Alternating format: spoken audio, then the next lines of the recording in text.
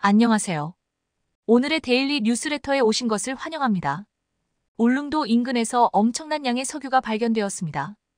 에너지 문제를 단숨에 해결할 수 있는 양이라 전 세계의 이목이 집중되었는데요. 석유가 매장되어 있는 울릉 분지는 총 26개국 과학자들의 연구지로 선정되기도 했습니다. 전문가들은 이 지역에 약 7억 배럴에 해당하는 탐사 자원량이 보존되어 있을 것으로 추정했는데요. 이는 1998년 동해 가스전에서 생산해온 4,500만 배럴보다 15배나 많은 수준입니다. 한국이 무려 2년 동안 쓸 수 있는 양일 뿐 아니라 지금까지 국내에서 발견된 최대 규모 가스전이라고 하는데요. 일본은 이 틈을 타서 울릉도 인근의 땅은 일본 땅이라고 주장하며 석유는 일본 것이라고 주장했다고 합니다. 대체 어떻게 된 일일까요? 한반도를 중심으로 펼쳐진 놀라운 일에 대해 자세히 설명해 드리겠습니다. 한국은 흔히 석유가 없는 국가라는 인식이 강한데요. 그런데 알고 보면 17년이 넘는 세월 동안 한국은 사실 산유국이었습니다. 1998년 탐사 시추에 성공한 한국 최초의 가스 유전인 동해 가스전 덕분이었는데요. 이 가스전의 개발로 산유국 대열에도 합류하면서 LNG 일부를 한국에서 자체 조달할 수 있게 되었습니다. 채굴량은 하루 약 1000T였으며 17년간 가스를 일반 가정과 발전소로 공급했습니다. 전에 그리하여 천연가스와 초경진류 4,500만 배럴을 생산해 2조 6천억 원의 수입 대체 효과를 거두게 됐죠. 이는 소규모 광구임에도 산유국의 꿈을 이룬 쾌거나 다름없었는데요. 한국 바다에도 석유와 가스의 보존이 확인됐다는 의미 또한 컸습니다. 하지만 불행히도 동해 가스전 개발 이후 별다른 소식이 없었습니다. 2022년 들어 산유국 지위도 사라지게 되어버렸죠. 그동안 석유와 천연가스 공급원이 되어주었던 동해 가스전이 고갈되었기 때문이었습니다. 대체 광고 조사가 늦어지기도 했고 친환경 에너지 사업이 각광받으면서 한국은 석유 생산과는 점점 멀어지는 듯 보였습니다. 하지만 최근 울릉도 부근 지역에 엄청난 양의 석유와 천연가스가 매장되어 있다는 것이 밝혀져 이런 걱정이 쓸데없었다는 사실이 드러났습니다. 현재까지 한국이 파낸 4,500만 배럴을 초과하는 정도의 석유 자원이 매장되어 있다고 하죠. 석유가 발견된 지역은 소위 울릉 분지라 불리는 지역으로 동해의 남서쪽에 위치해 있습니다. 수심 약 2영m의 해저 분지로 남부 길이 약 100km, 동서간 길이 150km에 이르는 대규모 지대인데요. 1960년대부터 이 지역에 석유가 묻혀 있었다는 의심은 있었지만 이번에 그 존재가 확실히 증명된 겁니다. 호주의 유명 자원 및 에너지 대기업 우드사이드 페트롤리엄 우드사이드은 한국석유공사와 공동으로 조사를 한 끝에 탐사 보고서를 발표했는데요. 그 보고서에 따르면 울릉 분지에 매장되어 있는 석유는 배럴로 환산하면 무려 7억 배럴에 달한다고 합니다. 이 가스전 한 곳에 매장되어 있는 수치가 지금까지 캐낸 수치의 무려 15배나 더 많은 것으로 조사된 것이죠. 지금 이 수치에 더해 울릉 분지 주변의 다른 가스전까지 개발할 수 있다면 7억 배럴 이상의 엄청난 양의 자원을 한 번에 얻게 되는 것이라고 할 수 있습니다. 이런 상황이다 보니 에너지 대란을 겪고 있는 전 세계의 눈이 한국으로 쏠리게 되었는데요. 일본도 예외는 아니었습니다. 특히 일본은 울릉 분지가 일본의 영유권을 주장할 수 있는 미묘한 위치에 있다는 점을 악용해 울릉 분지 가스전을 차지하려 억지를 부리기 시작한 겁니다. 일본은 일찍부터 울릉 분지의 가치를 눈치채고 야금야금 이 지역을 자신의 관할 아래에 두려는 시도를 벌여왔습니다. 일본은 1978년 국제수로기구의 정식 공인 절차를 거치지 않고 울릉 분지를 스시마 분지라는 이름으로 부르며 자기 영토라 주장했습니다. 공식적인 명칭이 아니었음에도 불구하고 자국 지도는 물론이고 해외 지도에도 스시마 분지라는 명칭을 사용하는 만행을 저질렀죠. 지금도 동해를 일본의 로 주장하며 전 세계에 로비를 하고 있는 일본이 울릉 분지도 같은 방식으로 일본의 것이라고 왜곡과 날조를 하고 있는 겁니다. 심지어 일본은 울릉 분지 주변에 탐사선을 보냈고 울릉 분지 주변 가스전 개발에 성공하면서 한국의 신경을 건드렸습니다. 일본 자원 개발 기업 인펙스가 시마네 현 앞바다에서 시추를 한 것인데요. 문제는 일본 측 시추 지점이 울릉 분지와 매우 가까운 곳이라는 점입니다. 이렇게 되면 빨대 효과가 문제가 됩니다. 빨대 효과란 원유가 원래 묻혀있던 곳에서 다른 곳으로 이동하는 현상을 말하는데요. 즉, 울릉 분지에 묻힌 엄청난 양의 석유가 일본 인펙스사가 개발한 시추공으로 흘러들어갈 수 있다는 겁니다. 이것으로 끝나는 것이 아니라 일본은 지속적으로 탐사선을 보내 한국, 일본 사이에 놓여있는 배타적 경제 수역 이익을 교묘하게 건드리고 있습니다. 자국 영토에 있는 곳이기에 개발에는 아무런 문제가 없다는 것이 이들의 논리죠. 이런 가운데 한국에서 엄청난 양의 석유 보존 자원을 확인하고 개발을 위해 본격적인 투자에 나선다는 소식을 듣자 일본은 매우 당황할 수밖에 없었다고 합니다. 계획대로라면 일본이 야금야금 울릉 분지의 자원을 빼낼 생각이었으나 한국이 울릉 분지의 본격적인 개발을 한다면 오히려 울릉 분지를 거점으로 일본 배타적 경제 수역에 있는 석유 자원까지 한국이 가져올 수 있기 때문이죠. 빨대 효과를 한국이 반대로 이용할 수 있게 되는 것입니다. 이렇게 되자 일본은 주한 일본 대사를 청와대로 보내. 하지만 이러한 시도도 실패로 돌아가게 되었습니다.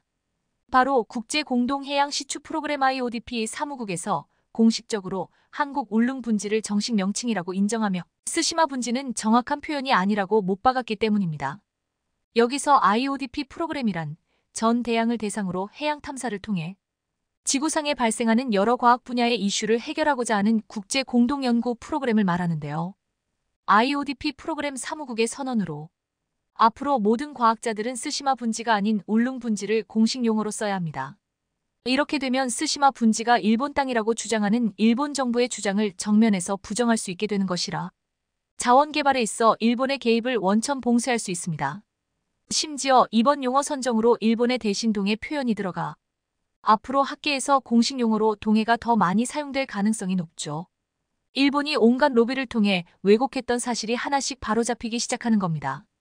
독도와 울릉도에 대한 일본의 왜곡과 날조는 평생 한일 역사를 연구해온 한 일본 역사학자의 폭탄 발언으로 그 허구성이 증명되기도 했는데요. 구보이 노리오 박사는 자신의 저서 독도의 진실 한글판 출판 기념회에서 일본 고지도 33점을 공개하며 일본 정부가 외무성 홈페이지에 독도가 일본 땅이라는 근거로 제시한 고지도는 출처가 불분명한 모방판 지도라고 주장하고 나선 겁니다. 이중 9점의 지도는 세상에 처음으로 공개된 것이었는데요. 구보이 박사는 먼저 일본인 나가쿠보 세키스이가 1775년부터 총 5차례에 걸쳐 만든 일본 여진오정전도 정규판에 대해 4판까지 독도와 울릉도는 조선 반도와 같은 색깔로 돼 있고 일본과는 색깔이 다르다. 한 일본인이 무단으로 울릉도에 건너간 사건 이후 제작된 5판 지도에서는 일본 영토에서 아예 독도와 울릉도를 빼버려 일본 영토가 아님을 스스로 증명한 것. 일본 외무성은 독도와 일본 영토의 색깔이 같은 일본 여진오정 전도의 모방판 해적판을 홈페이지에 게재해 독도가 일본 땅이라고 주장하고 있다. 지도 등의 사료는 반드시 원본이 우선이지 출처가 불분명한 해적판을 기준으로 해석해서는 안 된다. 다케시마 울릉도 외 하나의 섬독도는 일본과 관계가 없음을 명심할 것. 다케시미. 당시 메이지 정부가 독도가 한국 영토임을 인정한 것이라고 구보이 박사는 말했습니다. 여기서 대일본 전도는 메이지 정부가 처음 제작한 공식 영토 지도인데요. 이는 일본 정부가 공식적으로 독도와 울릉도가 한국의 영토임을 인정했다는 의미가 됩니다.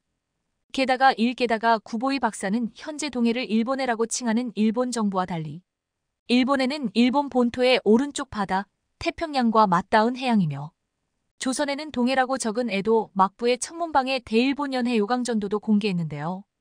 이 지도는 동해를 일본해라고 주장하는 일본의 입장을 정면으로 반박하는 증거이기 때문에 일본질 일본 정부가 가장 싫어하는 지도 중 하나라고 합니다. 이 지도들을 공개하면서 구보이 박사는 나는 역사의 진실을 추구하는 학자.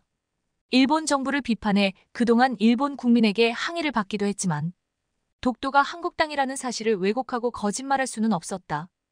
호시탐탐 한국의 것을 탐내는 일본. 야비하게 한국의 것을 훔치려는 일본의 나쁜 행동은 언제까지 지속될까요? 아무쪼록 대규모 유전 발굴로 한국이 에너지 강국이 되길 기원하며 최근 중국이 한국 때문에 깜짝 놀라 뒤집어질 만한 일이 생겼다고 합니다. 다름 아닌 한국이 중국 해상 광구에서 원유 생산을 시작하면서 중국의 원유가 다 털리고 있기 때문인데요. 이런 상황에 중국은 엄청난 분노를 폭발했지만 정작 아무것도 할 수 없어. 한국이 원유를 다 가져가도 속수무책이라고 하는데 어떤 상황이 펼쳐지고 있는지 자세히 알아보겠습니다. 지난 1983년 국내 민간기업 최초로 해외 자원개발 사업에 뛰어든 SK가 40여 년 만에 엄청난 대형 사고를 쳤습니다. 최근 SK이노베이션의 자원개발 자회사인 SK여스온이 무자원 산유국 꿈을 이뤄낸 건데요. 관련 업계에 따르면 SK여스온은 지난 2015년부터 참여한 남중국해 해상 광구 사업에서 본격적으로 원유 생산을 시작했다고 알려왔습니다. 이는 SK이노베이션이 남중국해 광구에서 탐사를 시작한 지 8년 만에 원유 생산에 성공한 것으로 탐사부터 개발, 생산까지 해낸 첫 사례로 꼽힙니다. 통상 자원 개발 프로젝트 성공률이 10% 미만에 불과하다는 점을 고려하면 이 같은 성과는 이례적이라는 평가입니다. 지난달 SK여스오는 중국 국유 석유기업인 중국해양석유집 단유한공사 CNOOC와 함께 남중국해 북동부 해상에 있는 1703광구 내 루펑 12삼유전에서 원유 생산을 시작했다고 알리는 등 에너지 업계에 놀라움을 선사했습니다.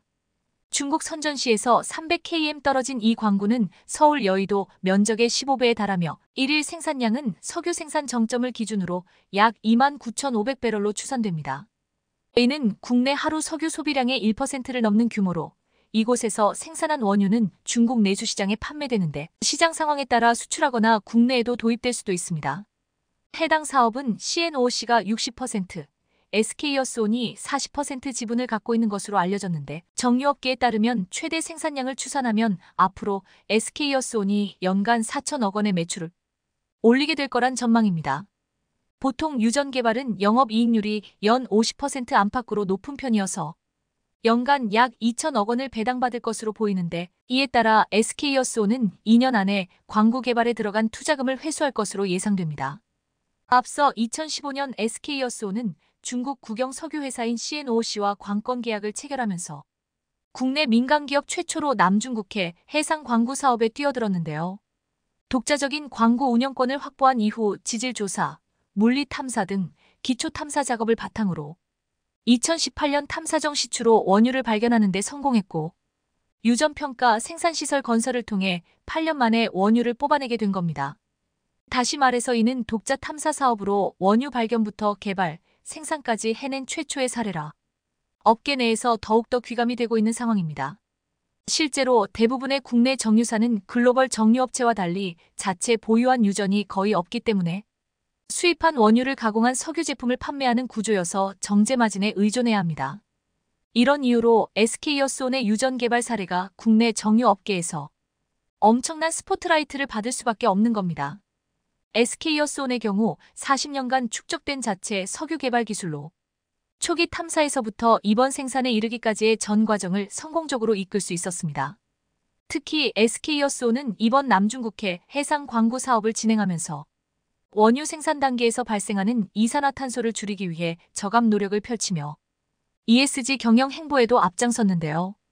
실제로 SK여스온은 이산화탄소를 저감하기 위해 설계 시점부터 발전기 배기가스 폐열 재활용, 설비 전동화 등을 생산시설에 도입했다고 설명했습니다. 그런데 사실 SK이노베이션의 석유개발 사업 자회사인 SK여스온은 출범 때부터 석유개발과 친환경 두 개의 축을 중심으로 탄소 중립 회사로 거듭나겠다는 큰 포부를 안고 출발했었습니다. 우선 SK여스온은 2021년 10월 독립법인으로 출범하며 석유 개발과 탄소 포집 저장 전문 기업으로서의 파이낸셜 스토리 실행을 가속했는데요. 친환경 영역에서도 성과가 나타나고 있는데 탄소 감축을 위해 원유 생산 과정에서 이산화탄소를 저감하고 발생한 이산화탄소를 지중해 영구히 저장하는 방법을 시도하고 있는 상황입니다.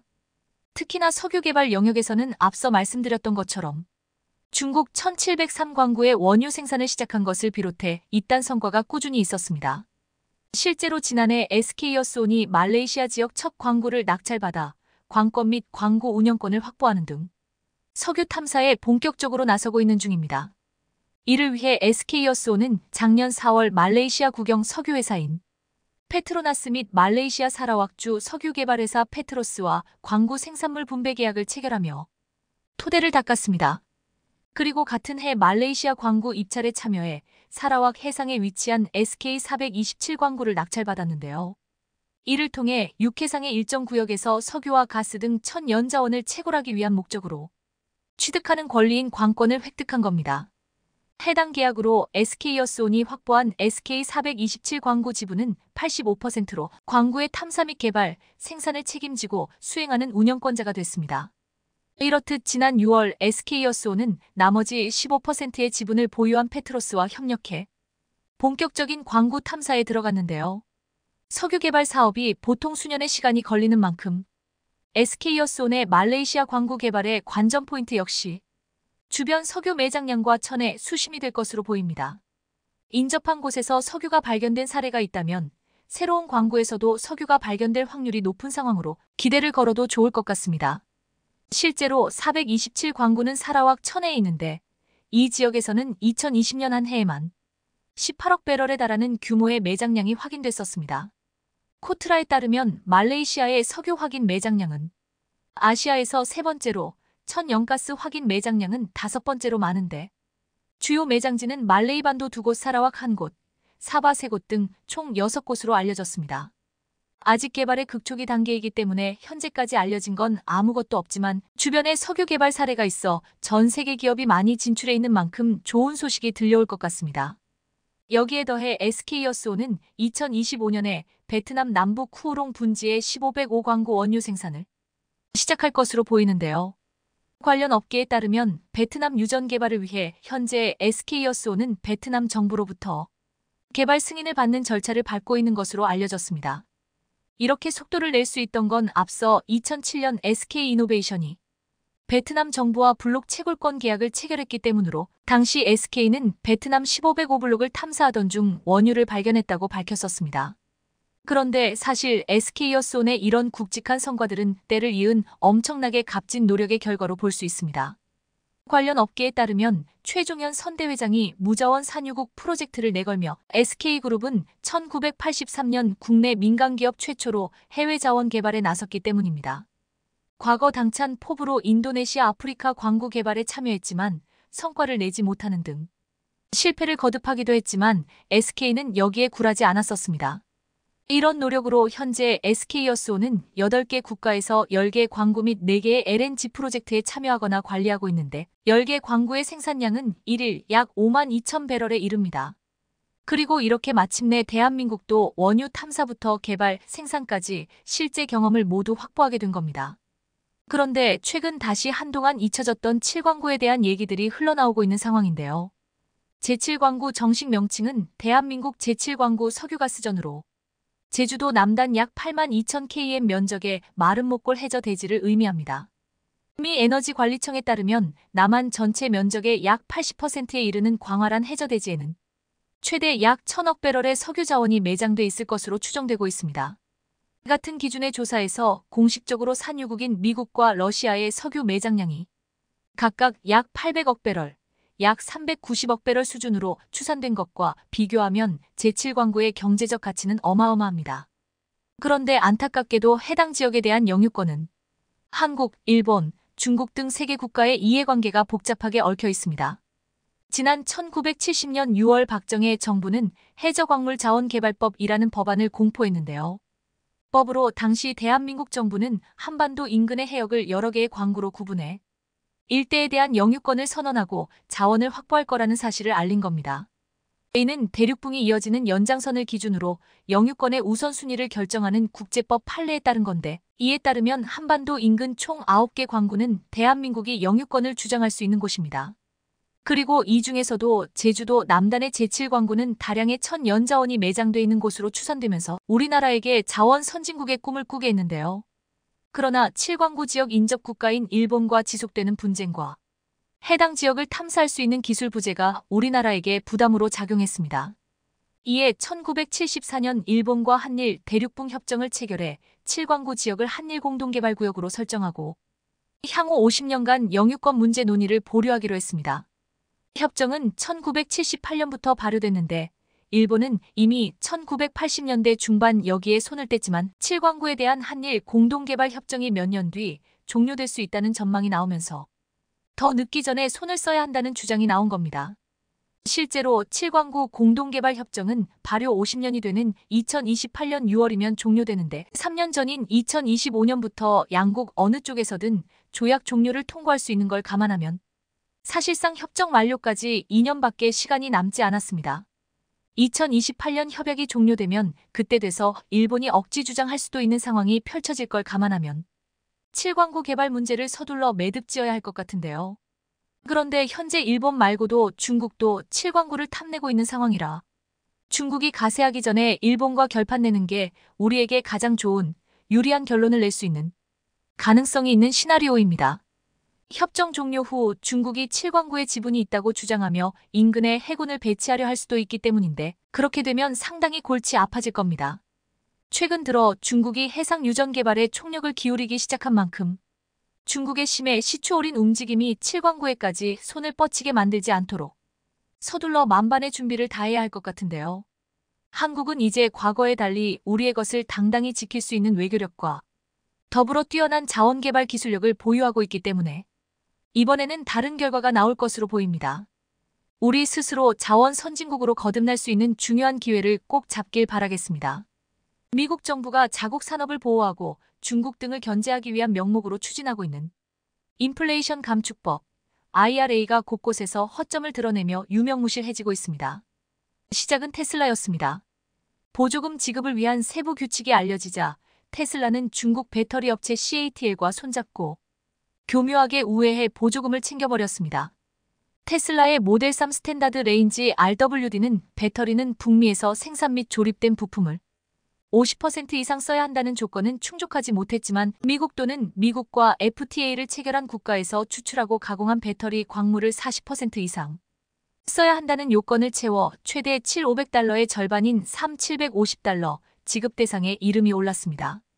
한마디로 중국 기업인 CATL의 리튬 인산철, 즉 LFP 배터리를 넣은 테슬라의 모델 3가 미국의 보조금을 받게 됐다는 얘기입니다.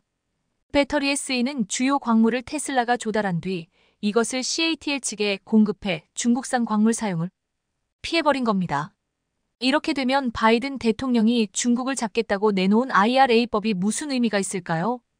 법의 허점을 교묘하게 파고들어 보조금의 절반을 챙긴 테슬라는 바이든 행정부가 추진하는 IRA가 얼마나 허술한가를 보여주는 좋은 사례였습니다.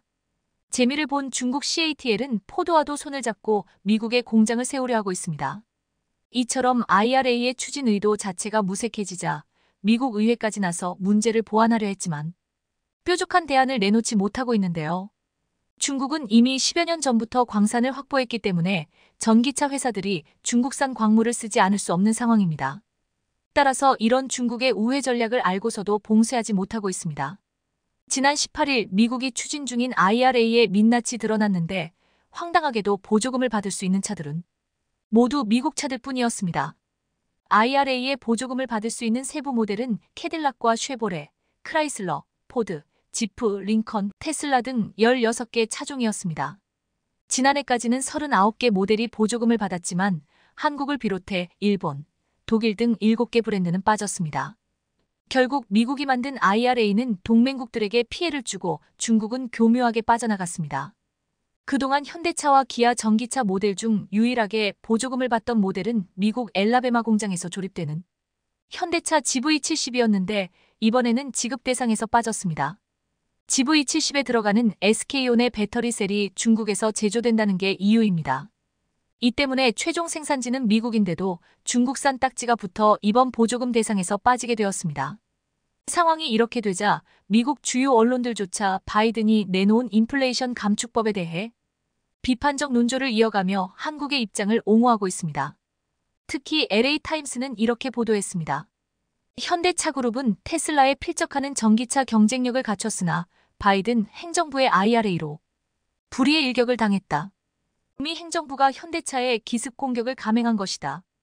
LA타임스는 작년 13분기 아이오닉5와 기아 EV6 판매량이 전기차 시장에서 2위권 경쟁자였던 포드의 머스탱 마하2를 추월했다면서 가격 경쟁력을 갖춘 현대차가 전기차 대중화 시대로 향해 전진했다고 호평했습니다. 현대차 그룹의 전기차들을 테슬라의 주요 경쟁자로 같은 반열에 놓고 비교한 겁니다. 그러면서 LA타임스는 IRA가 미국에서 EV를 만들고 판매하는 포드, GM, 테슬라와 같은 경쟁사들의 세금 혜택을 주지만 이 법은 미국에 투자하고 미국 시민을 고용하는 회사들에게 불이익과 모욕을 준다고 비판했습니다. 실제로 미국 정치권에서 초차 바이든의 인플레이션 감축법은 실패했다는 반응이 잇따르고 있습니다.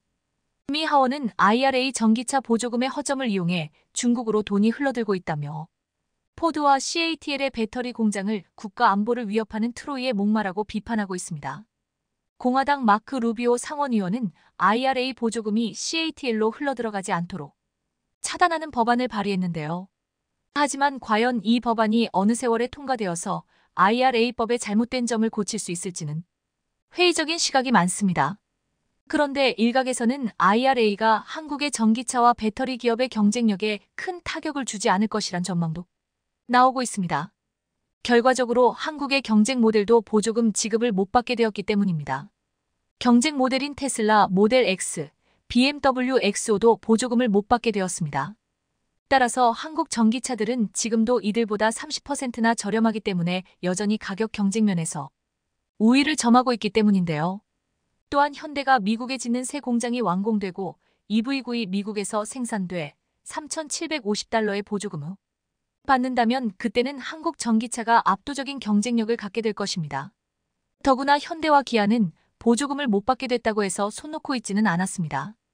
IRA의 예외 규정으로 세액공제를 받을 수 있는 리스나 렌트와 같은 상업용 차량 판매를 통해 시장 점유율을 지켜가면서 보조금 대상에서 제외된 GV70의 배터리를 현재 중국산에서 북미산으로 대체하는 방안을 찾고 있습니다.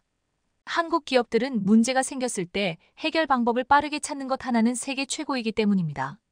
무엇보다 지금 한국의 저력은 IRA라는 복병을 오히려 우리에게 호재로 만들고 있는 데에서도 드러나고 있습니다. 미국에서 보조금을 계속 받게 된 미국산 전기차 모델 대부분이 K배터리, 즉 한국산 배터리로 채워져 있기 때문입니다. 미국에서 생산된 전기자동차에만 보조금을 주는 IRA의 수혜 전기차 22종 가운데 절반인 11종 안에는 LG에너지솔루션의 배터리가 장착돼 있습니다. 나머지 4개 차종 역시 2개는 삼성 SDI, 2개 차종엔 SK온의 배터리가 탑재돼 있습니다. 테슬라를 제외하면 보조금 대상인 GM, 포드, 스텔란티스 등 미국 브랜드의 전기차 17종에 모두 한국산 배터리가 들어가 있는 것입니다. 한마디로 현재 미국 브랜드의 전기차는 한국 배터리가 없으면 굴러갈 수가 없습니다. 따라서 IRA의 최대 수혜는 오히려 한국 배터리 회사들이라는 이야기까지 나오고 있는 것인데요. 특히 미국으로부터 보조금 지급을 받는 전기차종의 절반의 배터리를 공급하는 LG에너지솔루션의 경쟁력은 두말하면 잔소리가 되고 있습니다. 심지어 LG에너지솔루션 미국 공장에서 생산된 배터리를 쓰는 8종의 전기차들은 보조금 $7,500 전액을 받게 됩니다. IRA가 요구하는 전기차 배터리의 광물 부품 요건을 모두 충족하기 때문입니다. 한마디로 압도적인 경쟁력이라고 할 수 있습니다. 삼성 SDI 헝가리 공장에서 생산된 배터리가 장착되는 지프의 그랜드 체로키와 랭글러, 포드 이스케이프, 링컨 코세어 등 4종은 보조금 $3,750가 책정됐습니다. 국내 배터리 업체들이 미국을 비롯해 북미 등의 전기차 배터리 공장을 빠르게 구축한 덕분에 이처럼 IRA의 수혜를 보게 된 것인데요.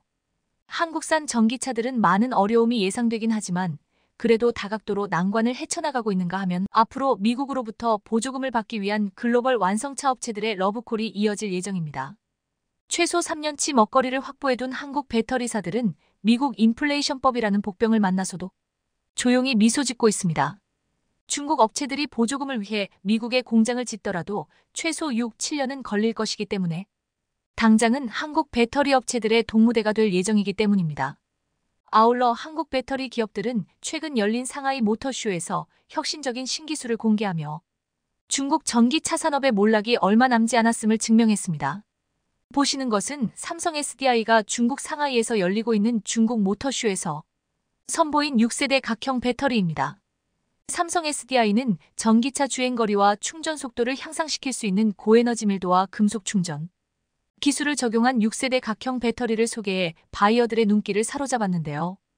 6세대 각형 배터리는 양극재의 니켈 비중을 91%로 높이고 음극재의 실리콘 소재를 적용해 기존 5세대 각형 배터리 대비 에너지 밀도를 10% 이상 향상시킨 제품입니다.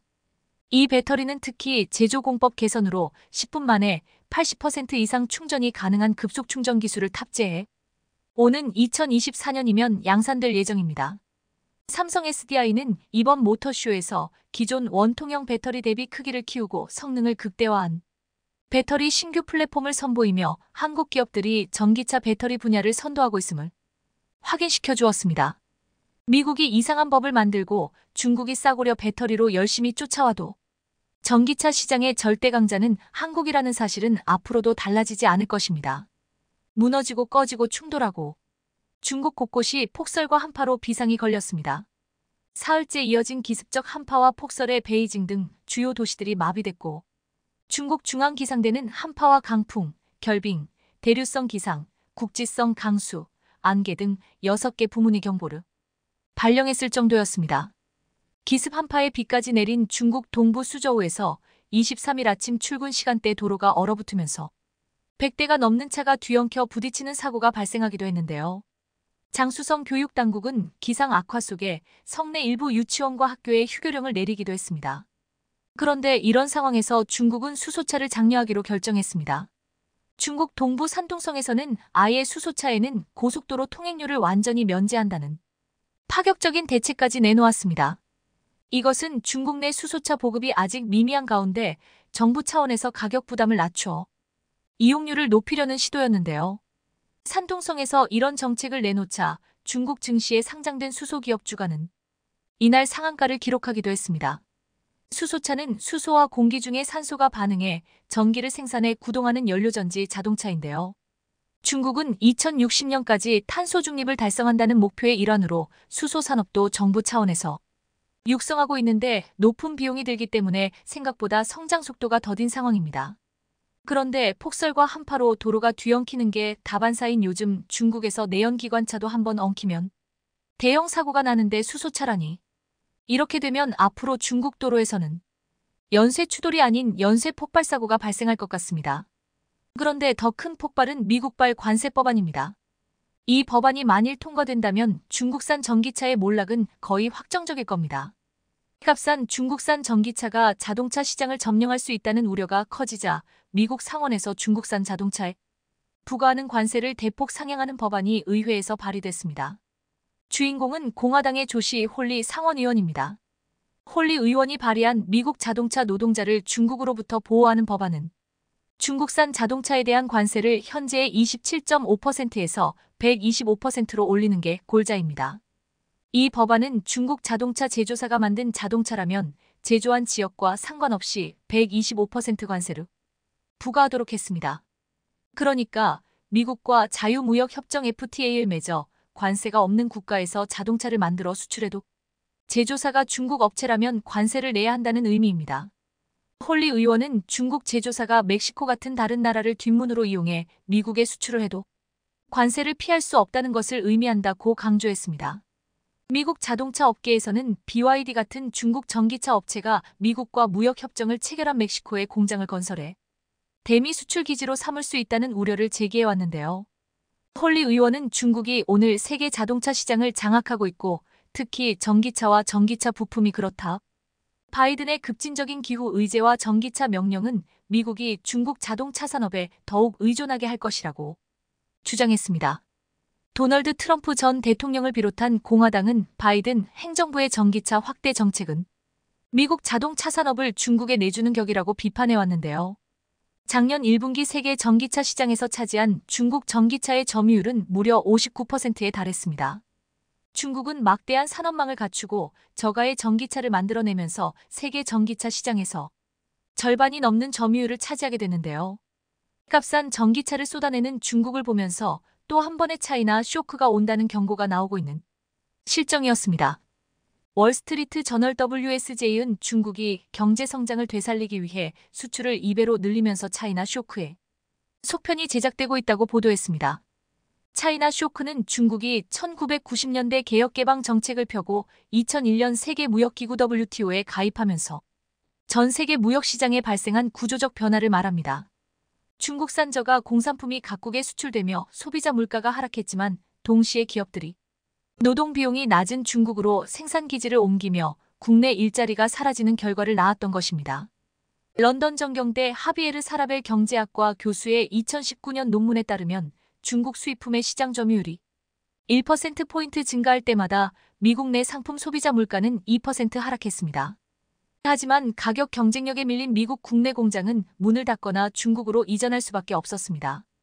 2016년 한 논문에 따르면 1999년부터 2011년 사이 중국산 물품이 수입되면서 미국 내 일자리는 200만 개 이상 사라진 것으로 나타났습니다. 그런데 최근 경고가 나오고 있는 2차 차이나 쇼크는 이전과 질적으로 다르다고 경제학자들은 평가하고 있습니다. 우선 1차 차이나 쇼크가 저부가 가치 상품 수출로 인한 충격이었다면 이번에는 자동차, 배터리, 가전 등 고부가가치 제품이 전 세계 시장에 쏟아진다는 것입니다.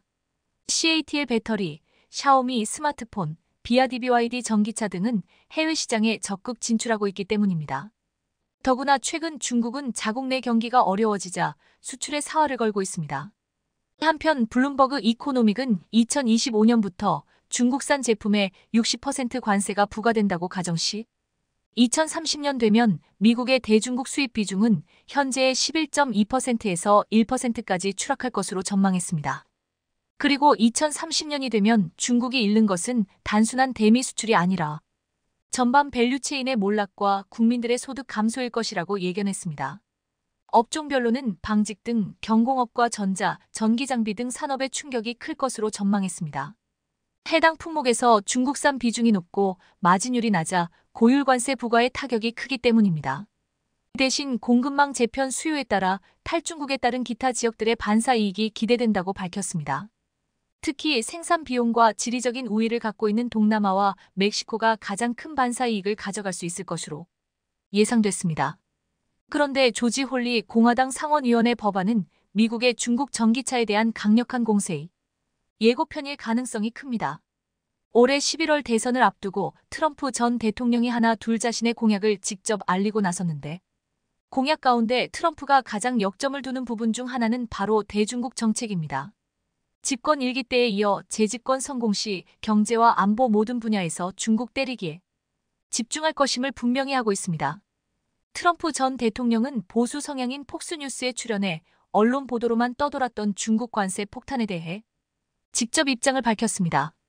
진행자가 재집권 시 중국에 추가적인 관세를 부과할지 묻자 그렇게 해야 한다고 명확히 말한 것인데요. 심지어 대중국 관세율 60% 일괄 적용을 검토 중이라는 폭탄 발언도 서슴지 않았습니다. 대중국 관세율 60% 일괄 적용이란 발상이 그간의 세계 무역 시스템에서 보면 상당히 당황스러울 수 있지만 사실 트럼프가 자신의 공식 홈페이지를 통해 밝힌 정책들을 보면 이 정도는 놀랄 일도 아닙니다. 트럼프는 동영상과 글로 올린 의제 47어 젠더 47에서 보편적 기본 관세를 주장했습니다. 미국 기업과 노동자에게 세금을 물리는 게 아니라 수입품에 관세를 부과해 수익을 얻겠다는 게 골자입니다. 여기서도 주요 타겟은 중국입니다. 트럼프는 그간 바이든 정부의 글로벌 정책 아래 수혜를 본 중국으로부터 경제적 독립을 되찾겠다면서 미국의 중국 의존도를 완전히 제거하겠다고 밝혔습니다. 구체적으로는 전자제품부터 철강, 의약품에 이르기까지 모든 중국산 필수품 수입을 단계적으로 중단하는 매개년 계획을 채택하겠다고 말했습니다. 중국에 대한 최애국 대우도 철회하겠다고 했습니다. 최애국 대우는 양국 관계에서 상대국이 제3자보다 불리한 조건을 받지 않도록 보장하는, 즉 가장 유리한 대우를 해주도록 하는 것을 일컫습니다. 경제 분야 외에도 중국을 견제하는 트럼프의 정책은 한두 가지가 아닙니다. 미국의 전략 자산을 중국이 사들이지 못하게 하겠다는 것부터 미국 내 중국 간첩 활동을 막겠다는 내용 등이 있습니다. 그간 바이든 정부는 미중 간 충돌을 우려해 갈등 소지가 있는 디커플링이라는 용어 대신 EU에서 쓰기 시작한 디리스킹 위험 회피라는 말을 써왔습니다. 하지만 트럼프가 이를 시원하게 날려버린 셈입니다. 미국 현지에서도 트럼프의 대중국 정책 기조는 디커플링이라는데 별 이견이 없습니다. 그런데 재미있는 건 이렇게 경제적으로 중국에 강한 압박을 가할 거라고 얘기하면서 한쪽에서는 나는 시진핑 국가주석을 매우 좋아한다. 그는 내 임기 때 매우 좋은 친구였다라고 주장하고 있으니 시진핑 주석은 트럼프 전 대통령의 발언과 행동에 어떻게 응해야 하는 건지 선뜻 답이 떠오르질 않을 것 같습니다. 어쨌든 분명한 건 트럼프 전 대통령이 만일 재선에 성공한다면 시진핑 주석의 불면의 밤은 더 많아질 것이라는 점입니다.